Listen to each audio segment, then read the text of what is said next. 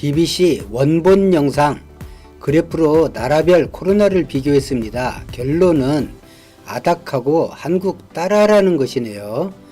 완전 한국 홍보 방송을 하고 있습니다. 원본 영상을 그대로 보여드리겠습니다. Businesses have been shut down and President Trump is getting restless. There are other areas that just aren't affected or they're affected very little. And why would we close down 100% of the country? We can't have the cure be worse than the problem. Everyone wants to return to normal quickly. But how realistic is it? Let's compare the outbreak in the US with other countries. It started in China, of course. Then the epicenter shifted to Italy, which now has over 100,000 cases. Let's bring in other countries too. Here we compare every country on the same timeline, with day 1 being the first day it reported 100 cases. We can see that the spike in cases in Spain, for example, was even sharper than in Italy. The one bucking the trend has been South Korea.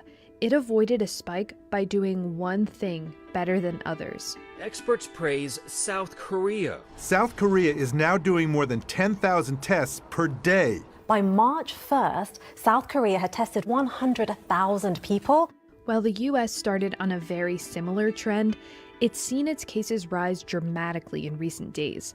It is now the country with the most cases in the world, topping 160,000 as of Monday. However, the increase in cases reflects the fact that the US has, after a very slow start, finally ramped up the number of tests being carried out.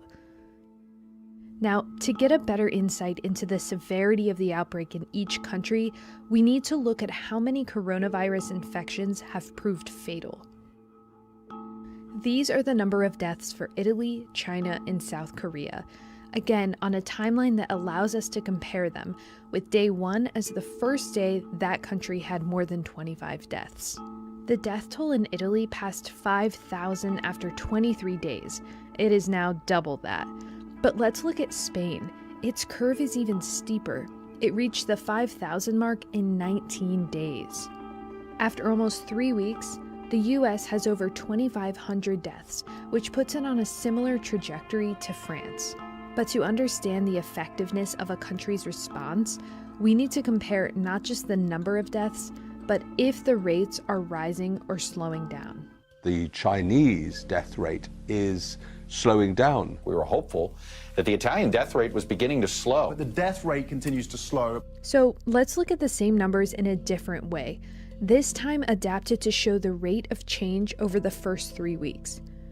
This way we can see if a country succeeds in slowing the death rate.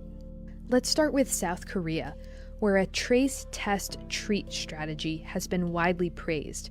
The number of deaths there doubled every 7 days. In comparison, China saw its number of reported deaths double every 3 days, but it succeeded in slowing that trajectory in its 3rd week. So far, European countries have not been able to slow their pace down and are seeing their numbers double every 3 days.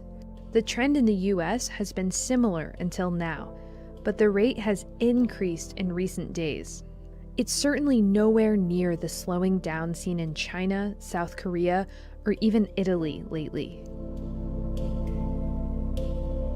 We don't yet know what impact the unprecedented shutdown across much of the US will have on the outbreak, but experts say the worst is still to come.